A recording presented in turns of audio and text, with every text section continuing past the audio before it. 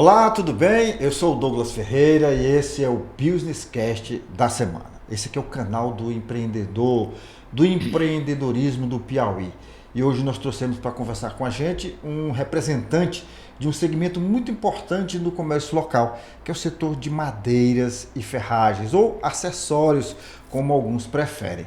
Eu estou falando do empresário Marcos Fortes Arcoverde, da madeireira Léo Madeiras. Tudo Léo bom? Madeira. Tudo bom. Como é que você Beleza. tá? Segunda vez aqui com a gente. Sim. Segunda vez, é uma honra sempre estar aqui. Você está aí com a camisa do Léo. Essa história é interessante, a gente vai tocar nela de novo, porque muita gente confunde o Marcos com o Léo. Na verdade, você é franqueado do Grupo Léo, que é um grupo nacional, né? É um grupo nacional. Não só nacional, ele tem também lojas no Paraguai. Então já é transnacional. Exatamente. Eu falei transnacional de propósito, que muita gente pensa que transnacional e internacional significa a mesma coisa, né? E não é. Transnacional é uma empresa genuinamente brasileira que atravessou fronteiras e está no outro país. No caso da Léo Madeiras, está também no Paraguai. Bom, eu queria que você falasse um pouco desse setor, do ramo de madeiras, de ferragens ou acessórios, como a gente costuma falar. O ramo de madeira está aquecido? No momento não. Não? Eu acho que ele vem acompanhando, eu acho que a grande maioria dos negócios no Brasil, né? Não está aquecido, mas também não está muito para baixo. Eu pergunto isso e fiquei até assustado com a tua resposta, Marcos, porque durante a pandemia houve uma explosão, um boom do setor que você representa, né? Depois da pandemia, caiu um pouco. Natural. Na pandemia é o seguinte, na pandemia no nosso segmento cresceu absurdamente. Aí, logo após, no outro ano, caiu, né? O que era natural. Que era natural. Mas voltou mais ou menos, teria que voltar para a normalidade. Não voltou mais para a normalidade antes da pandemia. Não. Ele ficou num patamar superior. Superior. Né? E ano a ano vem crescendo? Como é que está? Ano a ano, nós da Léo Madeira sempre cresceu. Sempre cresceu. Esse ano está sendo um ano muito complicado. Um ano atípico. Atípico. E a que você atribui isso, Marcos? A economia nacional de uma maneira geral? A política econômica do governo federal? O que está influenciando ao ponto do segmento de madeira e ferragem não estar como nos anos anteriores? No nosso segmento, 65% da nossa como é que se diz, venda nominal, 65%. 60% da nossa venda nominal é MDF, né? Que é madeira. Que é a madeira. E a madeira, ela está sendo muito impactada pela guerra. A guerra do Oriente Médio, tal. A questão do Irã e tudo. E dessas incertezas que o mundo está tendo. Marcos, não só o Brasil. Perfeito. Agora, só explica melhor para a gente. O que a guerra tem a ver com madeira? Eu sei que tem, mas explica para quem não entende isso. Tem muitos produtos que compõem o MDF que vêm do Oriente Médio. Do Oriente Médio do e Irã. Do Irã, especificamente. E também... E que não tem nada a ver com petróleo ou tem ligação com petróleo? É extraído do petróleo. É extraído do petróleo. É um subproduto do petróleo. E tem o transporte também. O transporte marítimo aumentou muito, né? Com essas incertezas, não só aumentou, como está arriscado, né? Muitas empresas. Quem acompanha essa guerra, hoje até o Zezinho ali da esquina sabe o que é e onde fica o Estreito de Hormuz, né? Por conta dessa guerra. E quando você ouve falar, porque está cobrando pedágio, porque está proibido, porque não está passando nenhum navio, a gente só associa diretamente ao combustível, ao petróleo ou ao combustível refinado, né? Exato. Mas na verdade são todos os produtos, gêneros e insumos que alimentam o mercado mundial, né? Mundial, exato. E também voltando a coisas, falando sobre o que você falou de como é que estava o mercado, eu digo sempre o seguinte, existe uma insegurança muito grande de quem quer investir. Então as pessoas que têm um pouco de dinheiro ainda para gastar, não gastam. Por quê? Ele não sabe o dia da manhã. Insegurança em geral. Insegurança econômica, insegurança tributária, insegurança jurídica, tudo. Política, né? Política, tudo. No mundo hoje, o próprio mundo hoje tem uma incerteza. E o Brasil tem as suas incertezas específicas que todo mundo sabe. Bom, antes de a gente conversar aqui, começar o nosso bate-papo, eu perguntei para o Marcos o seguinte: Marcos, você inaugurou uma loja, foi ano passado ou ano atrasado? Está com quase 2 anos. 2 anos, quase 2 anos, ali na Tabuleta, né? Na região da Tabuleta. Não, é na Lourival Parente. Lourival Parente. Fica na Henri Aldo Carvalho. Na Henri Aldo Carvalho. Aí eu digo, bom, você já inaugurou uma lá, tem aqui a da avenida aqui na Pissarra, na Higino Cunha. Na Higino Cunha. E temos o CD, não me lembro aqui, fica na saída para Altos. Para Altos não, para Lesbom Veloso. Então na 316 ali, né? Demerval Lobão. Demerval Lobão. Aí eu perguntando para ele, bom, ele está planejando mais abertura de mais alguma loja? Ele disse, Deus me livre, guarde. E aí eu fiquei assustado. Realmente o sentimento hoje no empresariado é esse que você falou. Quem ainda tem capital está pensando, não é uma nem 2 vezes, não, é 10 vezes antes de investir? Eu acho que sim. Eu acho que a gente tem um lado de empresário que diz que é nesse momento que se investe. Que é na crise que se renova, né? Se renova, tal. Respeito, tal. Cada um tem a sua maneira de pensar. A minha maneira de pensar é um momento de muita cautela, de muita calma. Pé no chão. Pé no chão e ver o que é que acontece com mais clareza para poder investir, voltar a investir. Marcos, mas vamos tentar esmiuçar essa questão do mercado, porque o governo é o mesmo, no ano passado as empresas lucraram, no ano anterior o governo era o mesmo, as empresas lucraram. Por que neste ano de 2026 essa situação mudou? É difícil até eu dizer isso, mas ao mesmo tempo é fácil.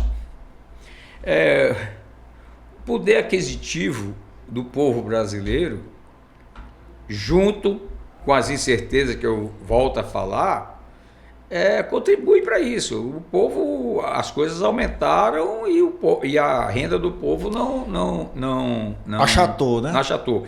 E uma das coisas que, no meu modo de ver, essas bets da vida tira muito da economia. Tira muito dinheirinho, sobretudo dos menores, né?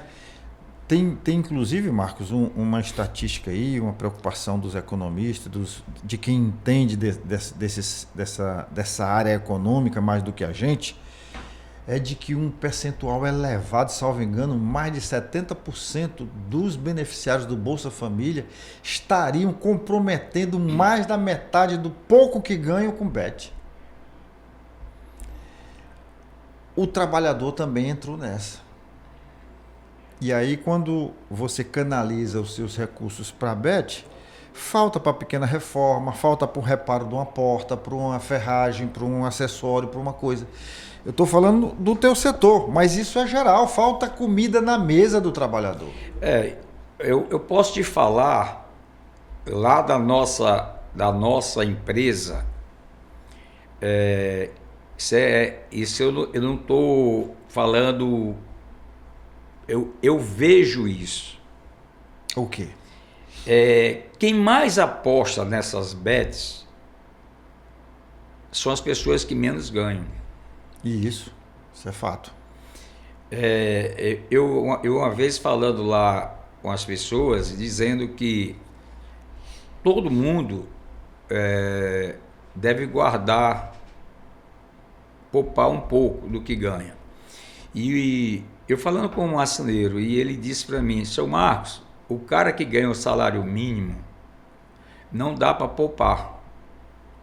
E eu estava na frente de uma funcionária nossa, de uma colaboradora, e eu disse para ela, olha, eu vou te dizer uma coisa aqui, se eu disser que não é a coisa que não for verdade, você diga para ele.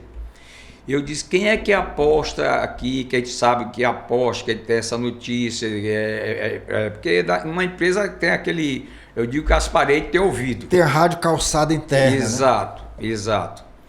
E eu disse que as pessoas que mais apostam são as pessoas que mais do serviço braçal, que é que ganham um pouco menos, que lá na empresa nossa não tem ninguém que ganha só o salário mínimo. Ganha mais. Ganha né? mais. É.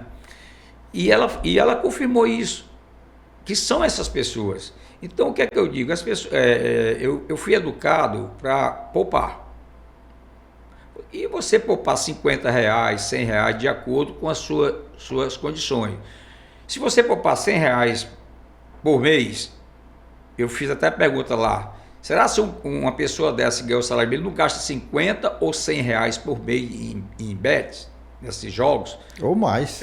Gasto sim. Então ele tem condição sim de poupar. Mas a nossa cultura do Brasil não é essa. Que é uma coisa que a gente bate muito aqui, Marcos, na questão do empreendedorismo, é que o currículo escolar deveria ter uma disciplina lá já do ensino básico mesmo, orientando, ensinando as crianças a poupar, a empreender, fazer pequenos jogos de empreendedorismo, atividades de empreendedorismo, desde da mais tenra idade. Você com certeza nós teríamos adolescentes, jovens e adultos com uma mentalidade diferente, com uma mentalidade inovadora, empreendedora, mesmo que não seguisse o caminho do empreendedorismo, mas teria pelo menos a noção de uma educação financeira. Que é o que nos falta. Falta às vezes na gente, imagine numa criança, num adolescente, né? É isso que falta. É uma das coisas, das preocupações, como eu falei aqui antes de começar. Eu tenho um casal de filhos, né? Tenho muito orgulho do que eles estão se tornando. Uma filha mais velha, ela já se formou, é médica, tal, já está ganhando seu dinheiro, tal, está na batalha da vida. Já fazendo residência e tudo. Já fez residência, vez quando ela viaja para Ribeirão Preto fazer umas especializações que ela quer. Então a gente vê a evolução. E o menino? E o meu menino, ele se formou agora, tem com 22 anos, é médico também. Ele tá com o objetivo de ir fazer a residência nos Estados Unidos e tal. Não sei bem se é residência, eu sei que ele quer ir para os Estados Unidos. Então ele está estudando para fazer umas provas, né, e para tentar ir para lá. Só que lá nos Estados Unidos não é só você tirar boas notas, são várias coisas que para te levar para lá. Você tem que ter trabalho científico, tem que ter uma pessoa muito forte para te indicar, nessa área. São vários critérios, né? E a pessoa que estava orientando ele falou que a área dele, que era a área de plástica, era a área muito difícil, nada impossível. Mas ele está aí. E eu, pronto, voltando à história. E essa minha filha, que é a que já está ganhando,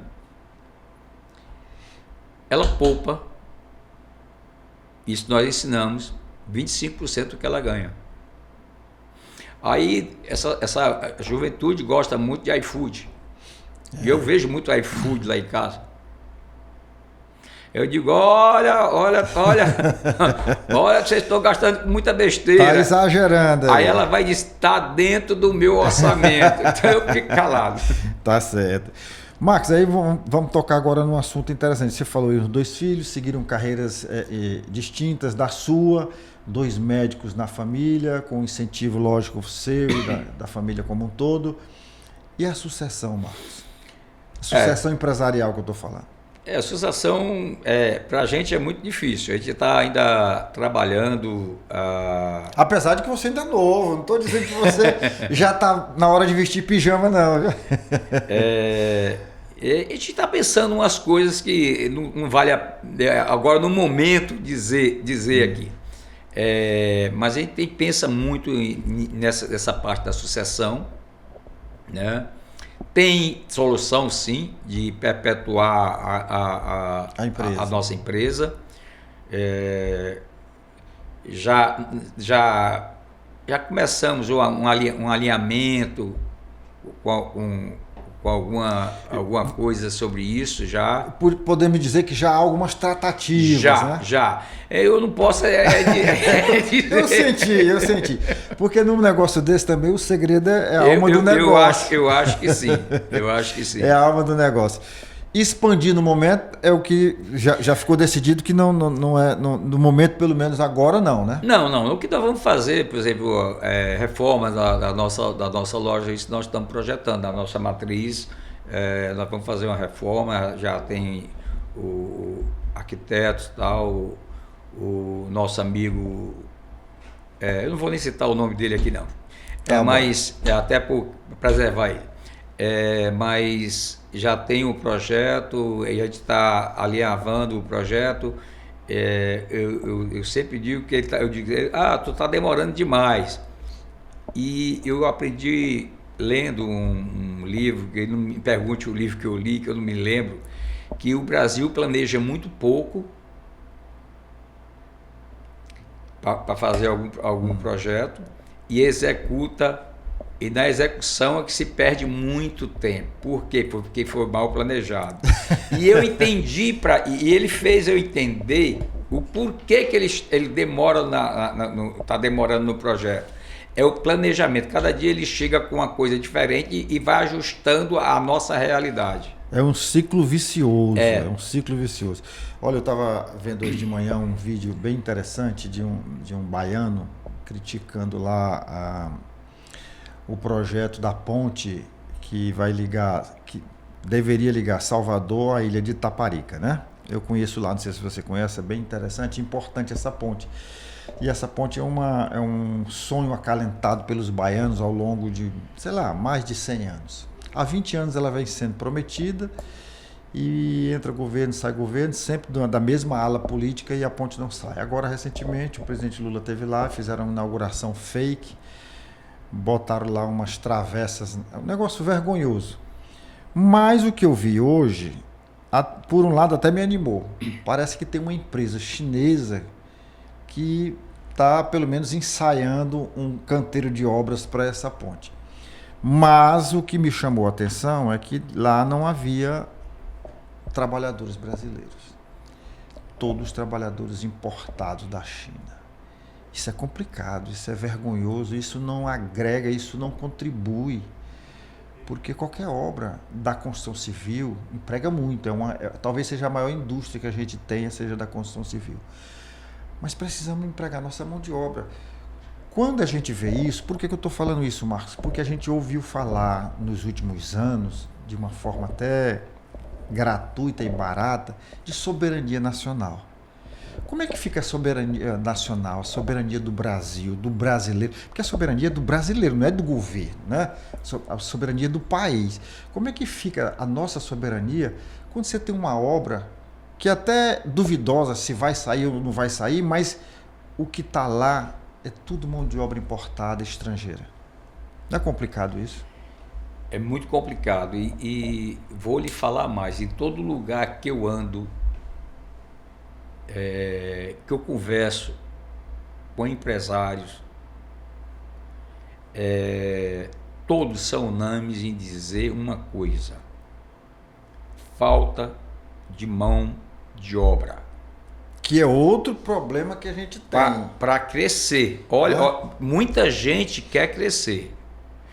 Às vezes isso que eu disse para você, que eu Deus-me livre de não abrir outro nesse momento, pode ter certeza que está inclusa a questão da mão de obra. A falta de mão de obra. A falta de mão de obra. Eu estava num evento e um grande empresário começou a falar de uma grande empresa do meu segmento, fabricante de MDF, e ele falou em pleno emprego. Pleno emprego. Pleno emprego. O Brasil estava em pleno emprego, tal.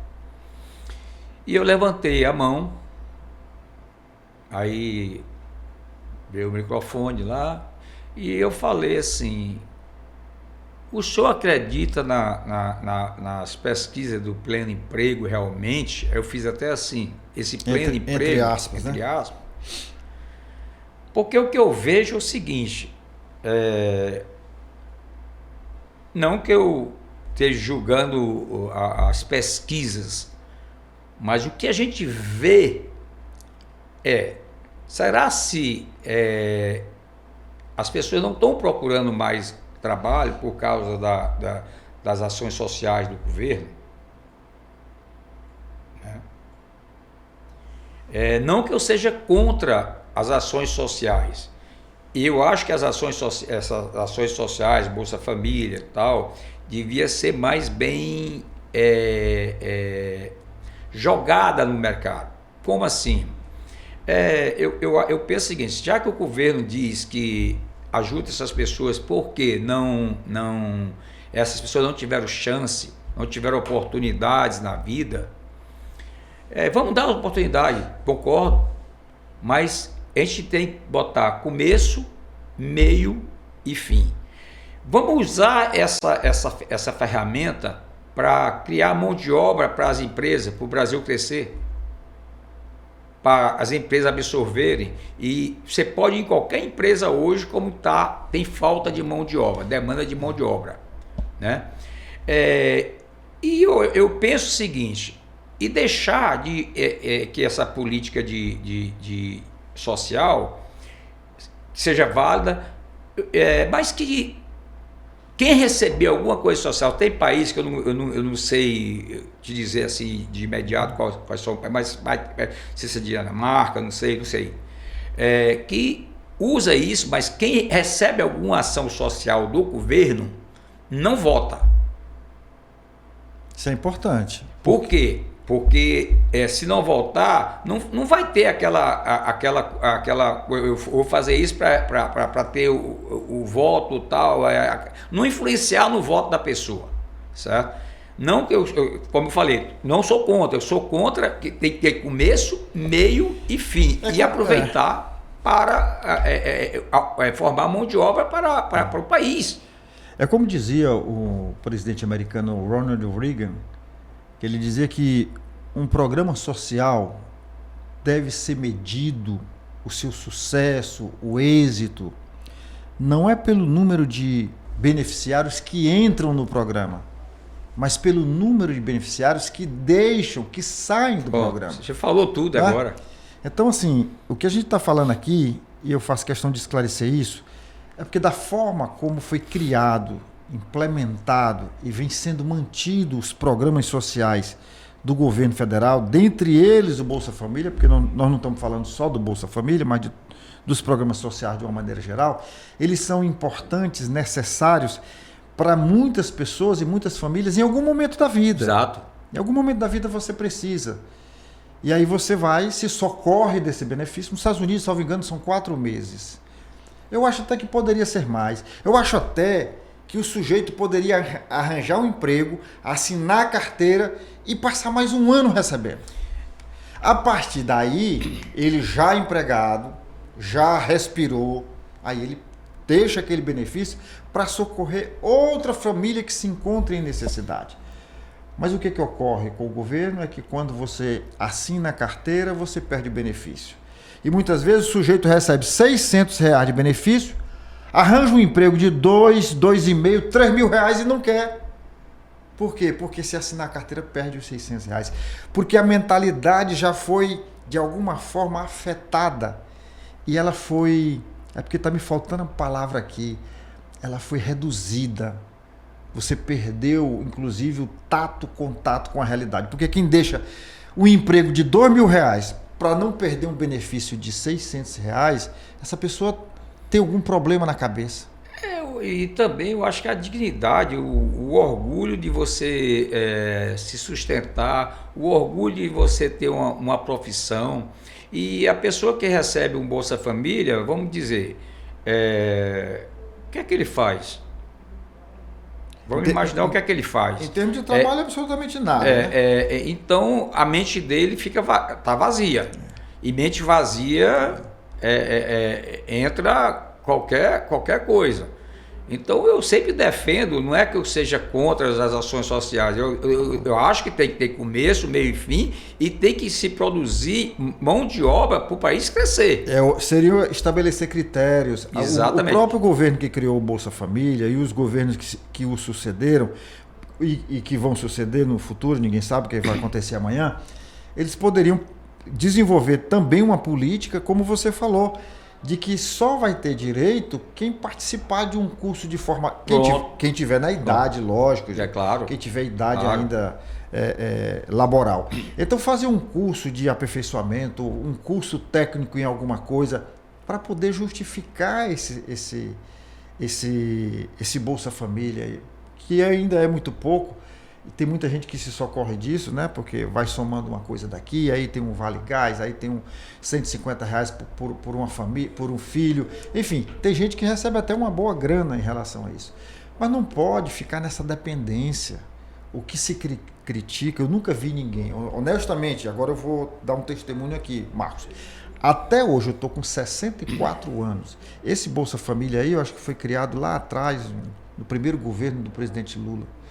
Eu nunca vi ninguém, nem trabalhador, nem desempregado, nem empresário, nem ninguém da classe mais alta, ser radicalmente contra o Bolsa Família ou qualquer programa social. O que eu vejo é crítica da forma como ele está implantado, que não promove a sociedade, mas que busca escravizar, criar uma dependência, gerar aquela dependência. E você tocou num assunto importante, que eu nunca tinha tentado para isso. Mas o beneficiário do Bolsa Família, ou dos programas sociais como um todo, deveriam, enquanto estiverem recebendo, não ter direito a voto. Porque você cria esse ciclo vicioso, essa dependência, que o eleitor, muitas vezes, faz por uma necessidade. Mas o político faz porque quer garantir o voto. Então, é exatamente isso. Você tem que criar o programa social, na realidade, para um fim, que é ajudar. Ajudar quem precisa, realmente. E fazer com que aquela pessoa caminhe com os próprios pés. Então, vamos, como você falou, determinada região precisa de mão de obra, tal, assim, sabe? Dê 5, 6 cursos, lá, tal, você eu vou te ajudar aqui, um ano, dependendo como vai profissionalizar a pessoa. Aí você vai tendo resultado, é um dinheiro bem gasto, é um dinheiro que vai tornar um profissional. E criou o profissional, aquele dinheiro vai para outro. E vai criando mão de obra especializada, que é o que o país precisa. Até porque dinheiro não dá em árvore. Nós talvez estejamos passando por essa crise exatamente por isso, porque o governo abraçou muitas frentes sociais e o governo não produz um centavo. Quem produz é a iniciativa privada. Quem produz são os empresários, os empreendedores. É preciso que a gente fique dizendo isso aqui, porque tem gente que só entende que a grama é verde quando a gente diz que a grama é verde. Tem gente que precisa estar ouvindo isso toda hora. O governo não produz um centavo. O dinheiro público que se fala é o dinheiro nosso, é o dinheiro de quem paga o imposto quando compra um produto, é o dinheiro de quem paga imposto quando produz algum produto, é o dinheiro de quem paga imposto quando vende algum produto ou serviço. Então o governo mesmo não tem dinheiro, o dinheiro é nosso. Esse dinheiro vem da gente. Eu vi um dado que me deixou assim estarrecido. O Grupo Açaí. O Grupo Açaí paga mais imposto do que o que fatura. O que fatura não, do que lucra. Ele fatura, vamos supor, ele paga, salvo engano. Esse número veio para mim aqui. Ele faturou no ano passado, ele lucrou no ano passado 86 milhões de reais. E pagou 1 bilhão e 200 de imposto. Então, o dinheiro público vem do setor produtivo, da classe empresarial. É preciso que a gente diga isso. Então, um programa social desse, ele é necessário? É necessário. É necessário sim. Em qualquer país. Eu estive na Alemanha e lá tem Bolsa Família. Um Bolsa Família bem mais elevado, mas com alguns critérios. Via de regra, quem recebe o Bolsa Família lá não é o pai nem a mãe, é a criança. Exatamente para o pai e a mãe ficarem livres para desenvolver uma atividade, trabalhar, empreender, fazer qualquer coisa. Naquele momento de crise, quem recebe é a criança, porque é ela que tem o direito. E, no caso da criança, que chegou na maioridade, ela perde esse direito, né? Lógico. Aqui, salvo engano, é assim também. Mas tem essa dependência da questão do voto, da questão de se endeusar alguém. Tem gente até que acha que quem criou esses programas sociais foi o PT e o Lula, quando na verdade não foi. E eu faço questão de deixar isso claro. Quando se fala aqui no auxílio, no programa social que favorece o estudante universitário, foi criado ainda no regime militar. O Bolsa Família vem do Bolsa Escola do Fernando Henrique Cardoso, que copiou até de um governador do Distrito Federal, que era do PDT, o Cristóvão Buarque. Quem criou, na verdade, o Bolsa Escola foi o Cristóvão Buarque no Distrito Federal. O governo federal, o governo Fernando Henrique, achou interessante e trouxe para o Brasil, para o governo central, para o governo federal. E depois o governo Lula, que era contra, que criticava, que dizia que era um programa eleitoreiro, é porque as pessoas têm mentalidade curta ou faz questão de ignorar a história.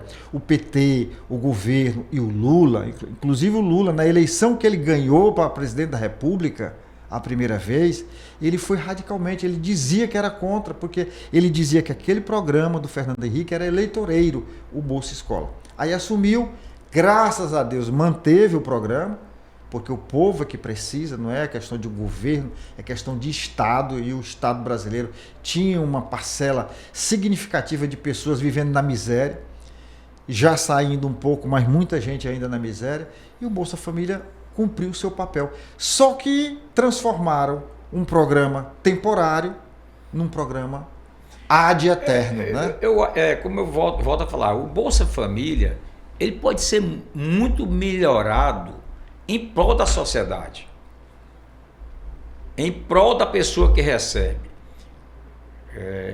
Volto a falar sempre, eu não sou contra a Bolsa Família, não sou contra qualquer ação social, desde que essa ação social ela tenha começo, meio e fim. Eu acho que deve se criar uma ajuda para dar a vara para você pescar o peixe. E não dar o peixe todo o tempo. Dar as condições. Dar as condições. Bom, tá dito aí, né? Que fique bem claro, que ninguém está se posicionando contra nenhum programa social, muito menos contra o Bolsa Família.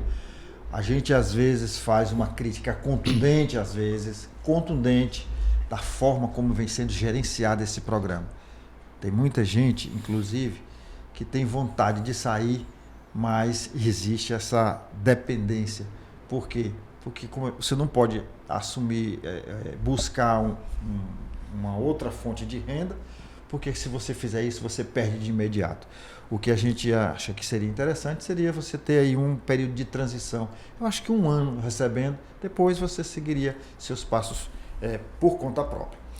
Bom, quando a gente fala no setor, nessa crise que atinge vários setores da economia, inclusive o seu segmento, Marcos, a gente fala sempre na questão do achatamento salarial e responsabilizando o governo federal. Aqui no Piauí, nos estados de uma maneira geral, porque você participa de uma franquia que você certamente tem conhecimento em outros estados, da realidade em outros estados. Exato. Isso também tem a ver com políticas estaduais, assim, regionais?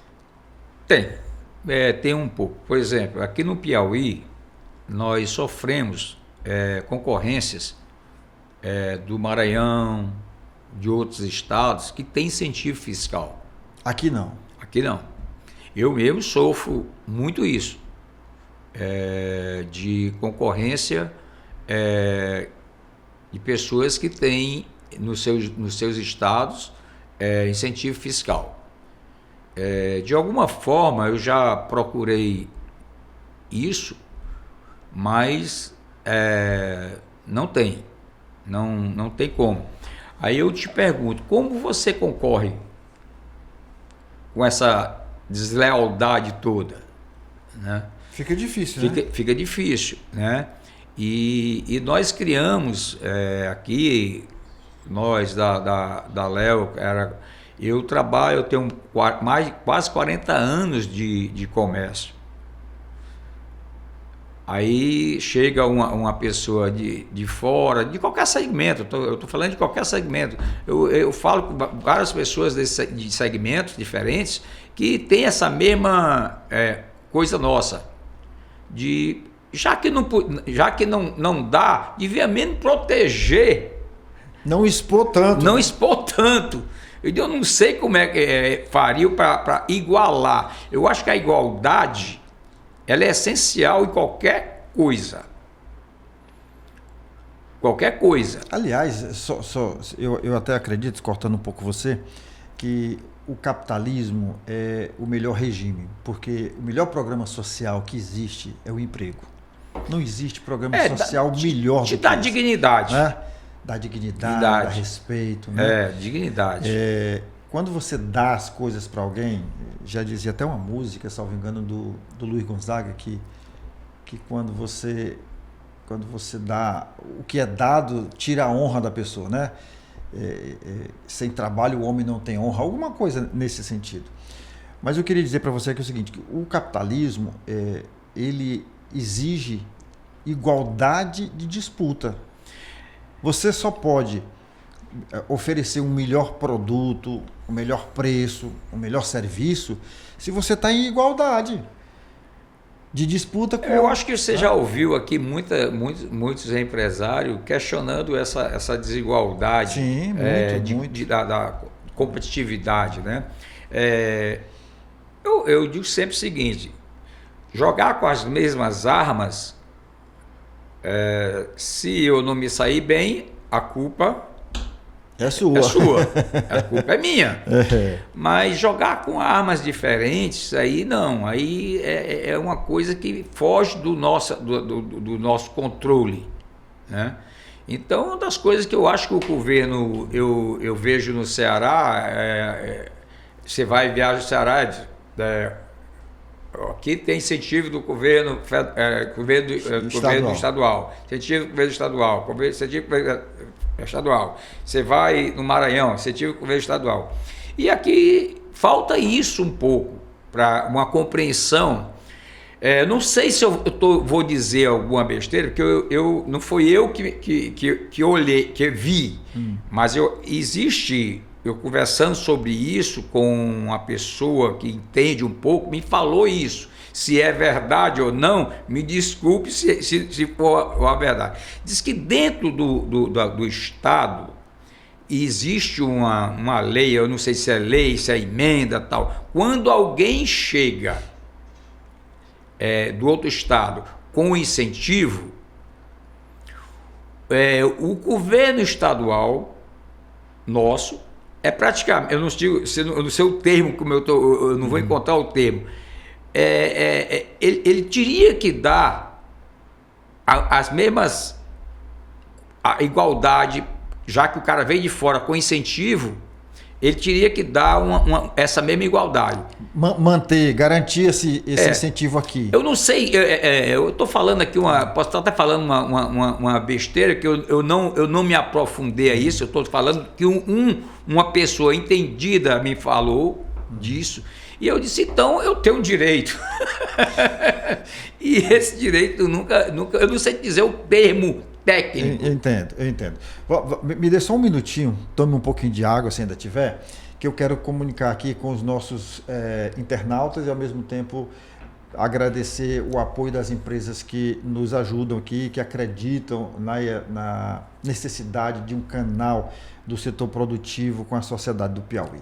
Eu queria mandar um alô aqui para o pessoal da Estrada Mob. Estrada Mob, eu não canso de dizer, é uma empresa genuinamente piauiense, de transporte de colaboradores para grandes grupos empresariais, mas que hoje tem forte atuação também no estado do Maranhão. O SENAC e o SESC, duas instituições do setor do comércio, que prestam relevantes serviços à sociedade como um todo.